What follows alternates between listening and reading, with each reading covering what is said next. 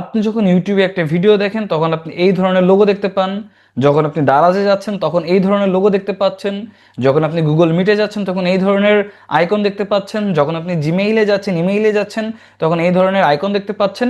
কিন্তু আপনার ওয়েবসাইটে এলে জ্যাম যদি হয়ে থাকে তাহলে এই ধরনের আইকন দেখেন, কিংবা যদি আপনি কোনো ধরনের হোস্টিং ইউজ করেন তাহলে সেই হোস্টিংয়ের লোগো অথবা র্যান্ডম কোনো লোগো আপনি দেখতে পাচ্ছেন। এখন প্রশ্ন হচ্ছে, এটা দেখতে তো খুব একটা ভালো লাগে না।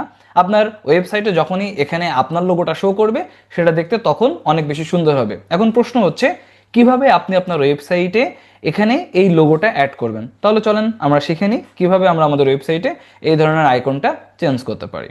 এই আইকনটা চেঞ্জ করা খুবই সহজ ব্যাপার। এটাকে অনেকে ফ্যাব আইকন বলে, অনেকে এটাকে সাইট আইকন বলে। তো ফ্যাব আইকন কিংবা সাইট আইকন যেটাই বলেন না কেন, এটা চেঞ্জ করা জাস্ট একদমই অল্প সময়ের ব্যাপার। তো তার জন্য এই সাইট আইকনটা চেঞ্জ করতে আমরা প্রথমে যে কাজটা করব, সেটিংস থেকে জেনারেল বাটনে ক্লিক করব। অ্যান্ড এখানে আসার পরে আমরা দেখতে পাচ্ছি সাইটে টাইটেল দেওয়া যায়, ট্যাগলাইন দেওয়া যায়, অ্যান্ড তারপরে দেখেন সাইট আইকন নামে একটা অপশন আছে। সো এখান থেকে চুজ আ সাইট আইকন এই বাটনে ক্লিক করব।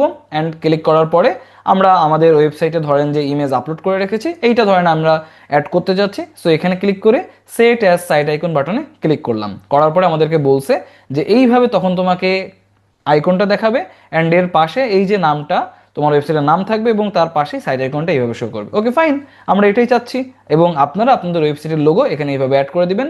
এরপরে নিচে এসে জাস্ট সেভ চেঞ্জেস বাটনে ক্লিক করেন। করার পরে দেখেন আমরা খুব সহজেই এই যে আইকনটা আমাদের ওয়েবসাইটে অ্যাড করে ফেলতে পারলাম।